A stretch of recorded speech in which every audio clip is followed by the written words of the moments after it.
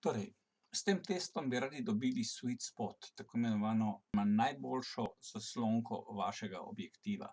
Zakaj? Zato, ker objektiv je naprava, ki ostane z vami dlje časa kot vaš fotoaparat. Tudi če boste kdaj zamenjali fotoaparat, prešli na boljšo znamko, vam bo objektiv še vedno ostal, še vedno vam bo lahko popolnoma v redu služil, če je seveda zadostne kvalitete in, kot bomo videli skozi vaje, ta kvaliteta se glede na zaslonko spreminja. Pri predavanjih smo odkrili, zakaj. Zaradi slabih lastnosti roba leče pri velikih odprtih zaslonkah in zaradi difrakcije pri zaprtih zaslonkah. Poiskati moramo zaslonko, pri kateri sta te dve napaki minimalni, sta te dve napaki najmanj izraziti in je zato slika najboljša, in če ima fotoaparat pri tej zaslonki dobro ostrino, potem vam bo lahko ta objektiv služil še za naprej, tudi pri novih, boljših aparatih. Če pa je nima, boste morali seveda skupaj z aparatom, ko boste prestopili na bolj kvalitetne aparate z večjo ločljivostjo, zamenjati tudi objektiv. Torej, pri tej vaji predpostavljamo, da imate Photoshop že odprt in da ste v RAW openerju že spremenili vaše RAW datoteke v TIFF datoteke brez kakršnega koli dodatnega ostrenja, ki bi izboljšala malo kvaliteto vaše ostrine in vaših fotografij. Vse to ostrenje bomo naredili kasneje v vaji. Če slučajno ne veste oziroma ste pozabili, s kakšno zaslonko oziroma s kakšnim objektivom ste fotografirali kakšno fotografijo, potem tukajle pri Explorerju kliknite naslovno vrstico, dajte tukaj več in poiščite pod opcijami žariščna dolžina oziroma focal length in zaslonka oziroma f-stop. To vam pokaže žariščno dolžino in zaslonko, s katero so bile določene fotografije posnete, ker to prebere iz njihovih EXIF datotek, in naredimo mapo, v kateri bomo dali vse fotografije iz istega objektiva. Tukaj vem, da sem imel dva objektiva, en zoom 100 do 200 milimetrov, in vse te fotografije bodo šle v eno mapo. In tukajle 63 milimetrske fotografije bodo šle v drugo mapo, ki je poimenovana 63 oziroma 100-200. In ravno tako bom tudi tukajle, glede na žariščno dolžino, naredil dve mapi. New folder, ki ga bom poimenoval 100. In bodo šle vse fotografije narejene s 100 milimetrskim objektivom v tale folder, in new folder, imenovan 200, in vse fotografije s 200 milimetrskim bodo šle v tole. Lahko boste imeli folder image stabilizer, brez image stabilizerja. Skratka, s tem, ko uredite fotografije, omogočite potem lažje iskanje, ko boste urejali te fotografije. Iz slikovnega pogleda preklopimo v pogled za detajle in razporedimo fotografije glede na tip, to pomeni JPEG-i, najprej, potem RAW-ji in na koncu še TIFF-i so se razporedili. In zavedati se moramo, lahko zopet tudi tukajle damo še dodatno, da nam pokaže zaslonke, f-stops, in vidimo, so 5, 6, 8, 11, 16, 22 in 32. Torej, označimo s pomočjo Shift gumba vse te JPEG fotografije in jih preprosto prenesimo zgoraj v menijsko vrstico našega Photoshopa in s tem jih odpremo. Najnižja številka ima zaslonko 5,6 in tukajle je Photoshop odprl fotografije po vrstnem redu, tako da je fotografija z najnižjo številko prva, z najvišjo pa zadnja.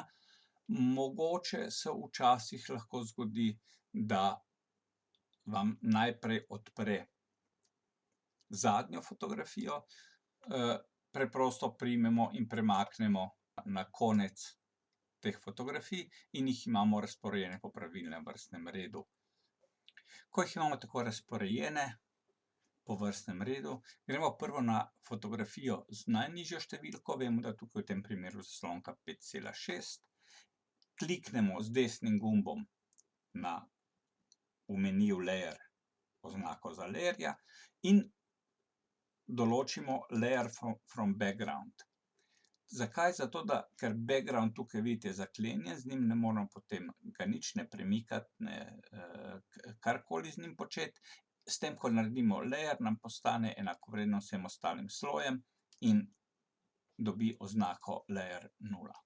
Gremo zatem na naslednjo fotografijo in uporabimo sekvenco, iz katere lahko tudi naredimo avtomat, ni pa seveda nujno, ker je kratka sekvenca in jo lahko izvajamo z eno roko. To je Ctrl+A, označi vse, Ctrl+C, kopiraj tole sliko v clipboard, v trenutno mapo, Ctrl+V, izbriši in kot vidite, se vam je odprla prejšnja slika z layerjem 0 in tukaj damo Ctrl+V, prilepi na tole.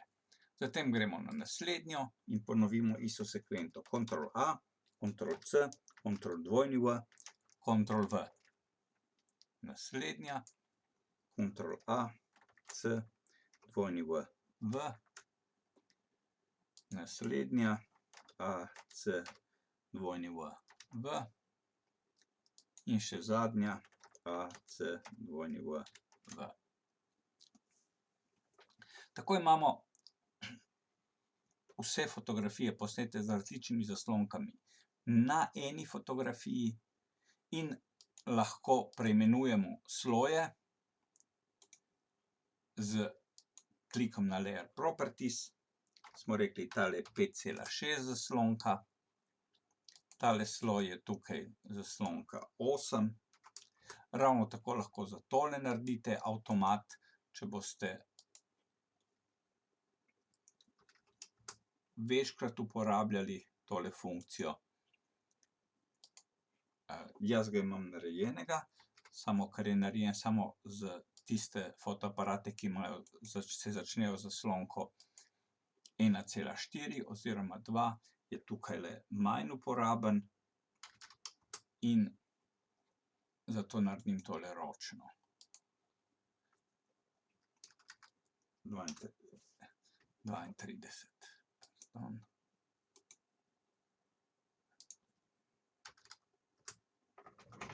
Tako.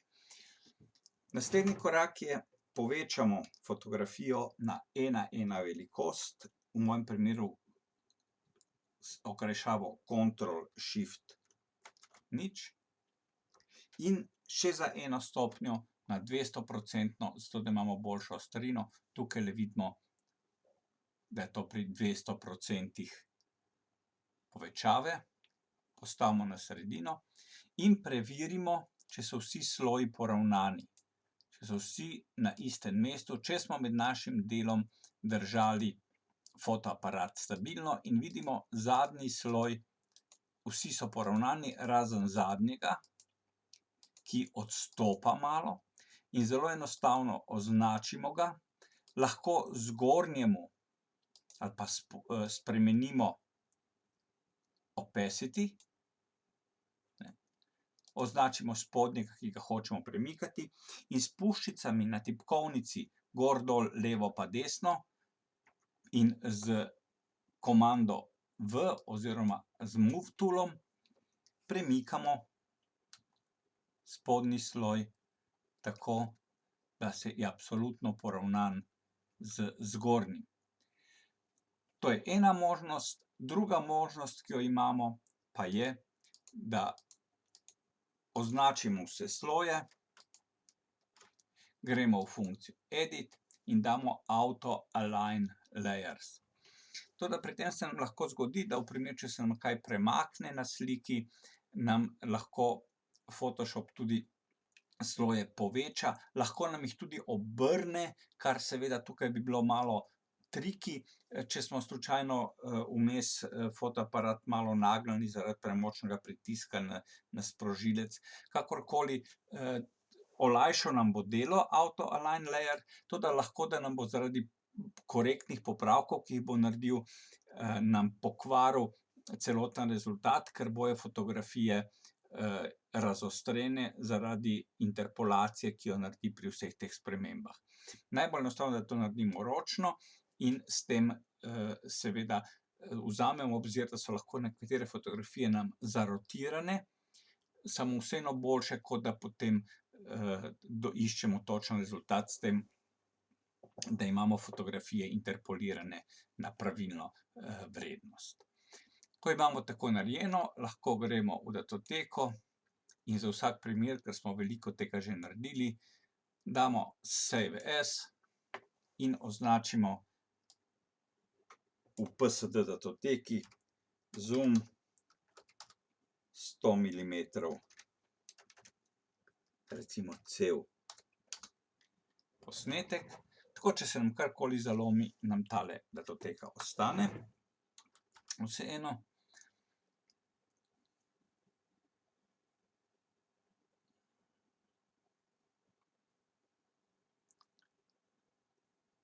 Iz te fotografije moramo sedaj odrezati center in rob v zahtevani velikosti.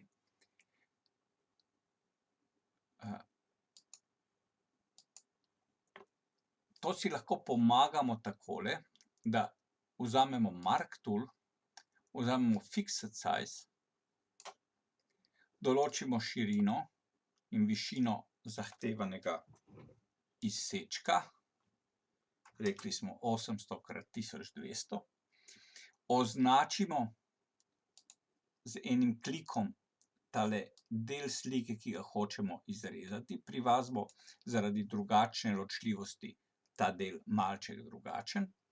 In potem izravnila, če ga nimamo slučajno okoli slike, ga dobimo s Ctrl+R, Ruler Tool. Izravnila povlečemo guideline oziroma vodilne linije,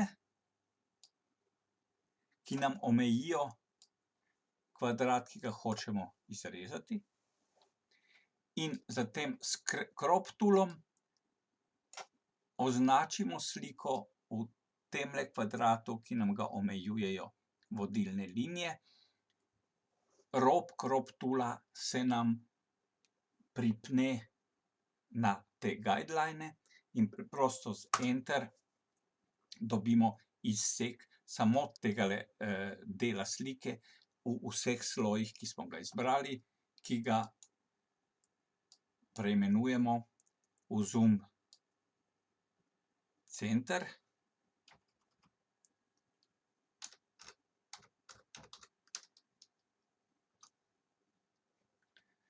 Zatem lahko gremo s Ctrl+Z nazaj oziroma Undo.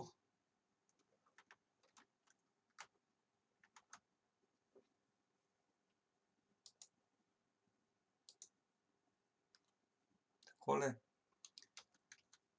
Vzamemo, se premaknemo na rob slike, označimo po istem postopku še rob slike,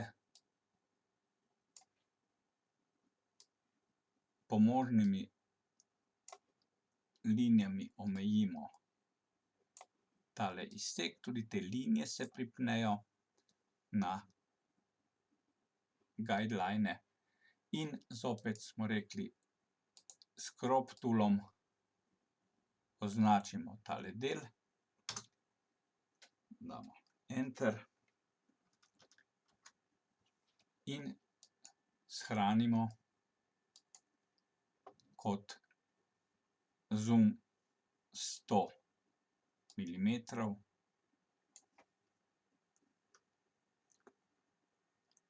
Rob.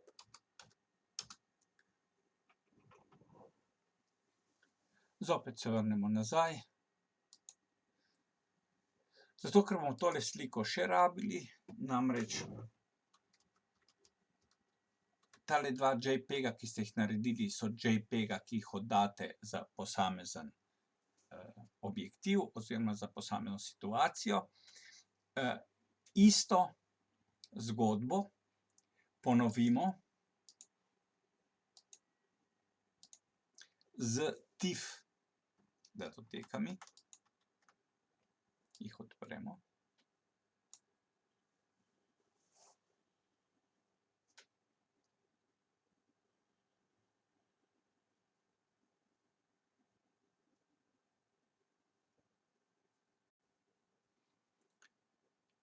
Ker mi je Photoshop tako nastavljen, da mi vse TIFF datoteke odpre v RAW openerju, bom enostavno označil tukaj vse, nobene funkcije posebne ne bom dal tem fotografijam, obdržal bom take, kot so, in preprosto dam Open Images.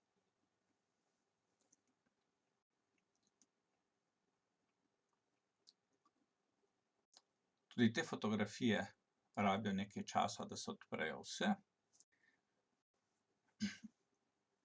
In 2432 TIFF nam pomeni zaslonko 5,6.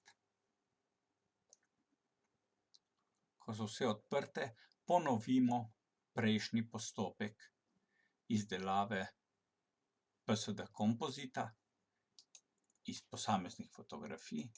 Prvo tukaj smo rekli Layer from background na začetni fotografiji, zatem Ctrl+A, C, W, brez shranjevanja, Ctrl+V. Še enkrat A, C, W, nov, Ctrl+V, A, C, W, nov, Ctrl+V.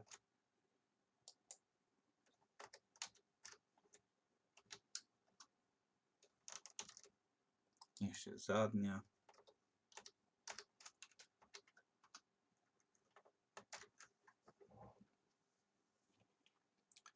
Sloje preimenujemo.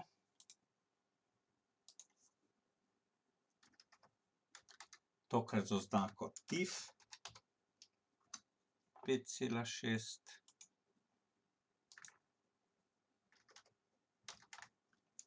TIFF 8.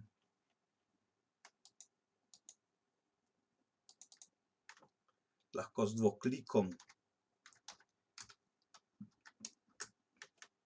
na ime sloja skrajšamo, da nam ni treba odpirati menija.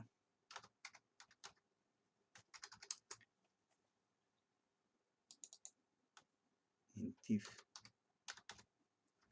32. In ponovno shranimo.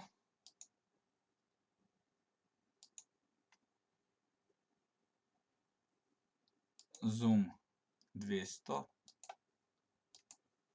milimetrov TIFF.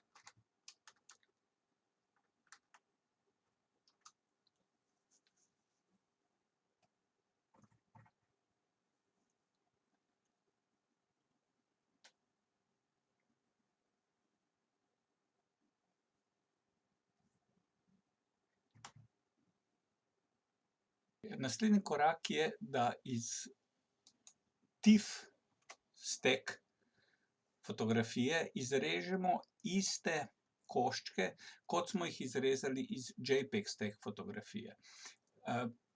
Obstajajo seveda različni možni načini. Tisti, ki sem ga našel kot najprimernejšega, je, da vzamemo JPEG stack fotografijo, označimo 800x1200 isti košček, kot smo ga izrezali iz za končno fotografijo, skopiramo en sloj.